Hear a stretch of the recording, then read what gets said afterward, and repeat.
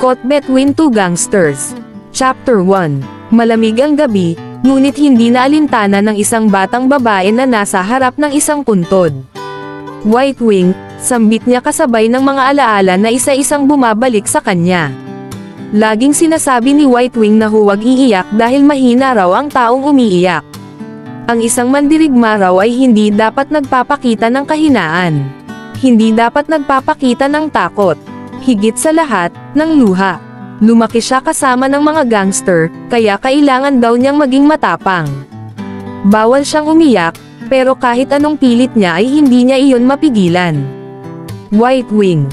Iyak niya habang dahan-daang hinawakan ang mga letrang nakaukit sa lapida nito. Jenna Del Valle. Iyon ang nakasulat sa lapida. Katulad iyon ng pangalan niya. Sa 36 na taon ng buhay ni White Wing ay ilan lamang sila na may alam sa totoo nitong pangalan. Mas kilala kasi ito sa alias na White Wing mula sa kilalang grupo na Black Tortoise Gang. Ang grupong iyon ay buong tapat niyang pinaglangkuran, ngunit siyang naging dahilan kung bakit siya nakalibing ngayon. Nandito na tayo. Natigil ang dalagang si Jenna Del Valle sa pagbabalik tanaw nang magsalita ang kaibigang si Borge. Kasabay noon ang paghinto ng kotseng sinasakyan nila. Tumingin si Jenna kay Borge na nasa tabi niya lang at siyang may hawak sa manibela bago siya sumilip sa bintana. Narito na nga sila sa tapat ng Maple Hotel. Ate Jenna, tinawag naman siya ng kapatid na si Morris. Nasa likod ito ng sasakyan. Sigurado ka na ba talaga sa plano mo? Tanong nito. Parehong casual ang suot ni na Borge at Morris, pero si Jenna ay naka-formal attire. Bahagi kasi iyon ng kanyang plano. Oo nga, Jenna, sigurado ka na ba? Kung sa amin sa White Tiger ka sasali, siguradong matutulungan kita, dagdag ni Borge. Ngumiti si Jenna. Salamat Borge. Pero kung hindi sa Black Tortoise, wala nang dahilan para maging gangster ulit. Napakamot ng ulo si Borge bago kinuha ang kanyang pitaka. O siya sige, heto na ang gatipas ko. Isang gintong card ang kinuha nito mula sa kanyang wallet at iniabot kay Jenna. Medyo nahirapan akong kunin yan kaya dapat magamit mo ng tama. Oo, makakaasa ka, sagot ni Jenna bago binuksan ang pinto ng kotse. Bababa na siya nang muli siyang tawagin si Borge. Jenna, lumingon ang dalaga. Bakit? Ang ganda mo ngayon. Ha? Wala. Mag-iingat ka, sabi ng namumulang si Borge bago umiba ng tingin. Tumanggaw na lang si Jenna at tumuon kay Morris. Morris, umuwi ka na? Oo. Ate, sagot nito. Lumabas na si Jenna ng sasakyan at lumakad papunta sa hotel, pero bago tuluyang pumasok ay nilinggan niya muna sina Morris. Umalis na ang sasakyan nila. Dito ay bigla nang kumabog ang kanyang dibdib. Kaya ko ba? Tumingin siya sa Maple Hotel. Isa ito sa pinakamamahaling hotel sa bayan nila. Bigla siyang napaatras. Parang hindi niya kakayanin na pumasok sa loob. Ngunit hindi pwedeng umatras pa siya ngayon. Ang totoo ay pinaghandaan niya talaga ang araw na ito ang birthday party ng boss ng Black Tortoise Gang. Dito iyon gaganapin sa Maple Hotel. Bago pumunta rito ay dumaan muna siya sa salon para magpa-makeup at magpaayos ng buhok. Isinuot niya rin ang pinakamamahalin niyang damit. Isang royal blue gown na nabili niya sa isang kilalang bataykyo. Trainernuhan niya ito ng silver shoes at white purse. Talagang nagpaganda si Jenna sa araw na ito, dahil sigurado siyang makakaharap niya rito ang tagapagmana ng Black Tortoise Gang na si Tyler Techuo o mas kilala sa tawag na Mafia Prince. Kailangan niyang mapalapit sa lalaki upang matupad ang matagal na niyang pangarap. Huminga si Jenna ng malalim bago humakbang papasok ng hotel.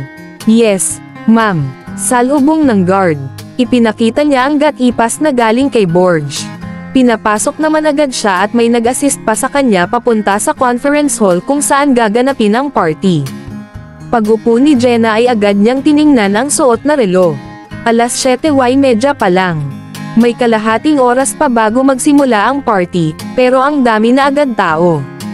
Hindi naman nakapagtataka dahil bukod sa mga miyembro ng Black Tortoise ay imbitado rin ang ilang miyembro na mula sa Four Beasts. May lumapit kay Jenna na lalaki. Tinanong siya kung meron siyang kasama. Tumanggaw siya, kahit ang totoo ay mag-isa lang siya. Gwapo naman iyong lalaki, Pero may iba kasi siyang target. Napansin niya na may iba pang lalaki na nakatingin sa kanya kaya naisip niya na tumayo na muna at pumwesto sa may pintuan. Para na rin isipin nila na may hinihintay talaga siya na kasama. Pero ang talagang hinihintay niya ay ang Mafia Prince. Hindi sigurado si Jenna kung makikilala niya ito dahil sa picture niya pa lang talaga ito nakita, pero ayon sa impormasyon na na-research ni Morris ay magkaedad lang sila. Pareho silang 22 years old. Iyon na lang ang magiging palatandaan ni Jenna.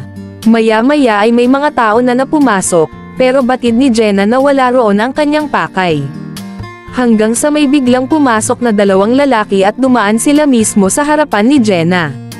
Biglang natigilan si Jenna, tila kasi may malakas na enerhiya na lumalabas mula sa dalawang lalaki na iyon. Ang Mafia Prince. Bumalik sa wisyo si Jenna nang marinig iyon. Iyon na pala ang Mafia Prince. Hinabol niya ito ng tingin. Na-focus ang mata niya sa lalaking nasa kanan. Matangkad ito, maputi at may clean-cut na buhok. Singkit din ang mga mata at matangos ang ilong. Naka-side view yung picture ng Mafia Prince na ipinakita sa kanya ni Morris, pero walang duda na siya na nga iyon. Si Tyler Techuo aka Mafia Prince. Ang gwapo pala niya at bagay sa kanya ang suot niyang Amerikana, naisip ni Jenna. Napatingin din siya sa malaking lalaki na nasa kaliwa nito. Iyon ay si Jake Vuna alias Golden Monster. Golden dahil sa blonde nitong buhok at monster dahil para raw itong halimaw kung makipaglaban. Galing ito sa bansang Tonga kaya may kalakihan. Hindi pa sila nakitang makipaglaban ni Jenna, pero nararamdaman niya ang bagsik nila. Agad na ngang nilapitan ng mga bisita sina Tyler at Jake para magbigay galang. Iyong mga babae naman ay para magpa-cute lang. Syempre, hindi dapat magpahuli si Jenna. Kailangan niyang magpapansin sa Mafia Prince para hindi masayang ang pagpunta niya. Hahakbang na si Jenna nang bigla siyang makaramdam ng panginginig. Para bang nanigas ang mga tuhod niya. Bakit naman ngayon pa? Kung kailan nasa harap ko na ang Mafia Prince. Nasa harap ko na ang katuparan ng aking pangarap. Huminga muna ng malalim si Jenna bago nagpasya na lakasan ang loob at makipagsabayan sa mga babaeng lumalapit sa Mafia Prince. Ang plano ay ang akitin ang lalaki. Hi, Tyler, bati ni Jenna gamit ang first name ng lalaki sa mapang akit na tono. Biglang napatingin sa kanya ang Mafia Prince. Isang tingin na nauwi sa mahabang pagtitig. Napansin agad ni Jenna ang kakaibang tingin nito. Mukhang effective ang effort niya na magpaganda. Miss, pwede ko bang malaman ang pangalan mo? Nanlaki ang mga mata ni Jenna nang marinig ang tanong na iyon ng lalaki. Napatingin pa siya sa magkabilang tabi niya upang tiyakin na siya nga talaga ang kinakausap ng Mafia Prince. Ikaw ang kausap ko, nakangiting sabi nito. Ngumiti na rin lang si Jenna bago siya nagpakilala. I'm Jenna, may upuan ka na ba? Tabi na tayo. Sure. Matipid at medyo mahinang sabi ni Jenna.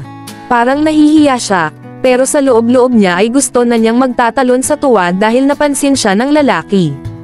Sabay na nga silang lumakad papunta sa table ng Mafia Prince. Nakita pa ni Jenna na maraming babae ang tumingin sa kanya ng masama, pero taas noo lang siya. Hindi naman talaga maiiwasan na lapitan siya agad ng Mafia Prince dahil talagang napakaganda niya ngayong gabi.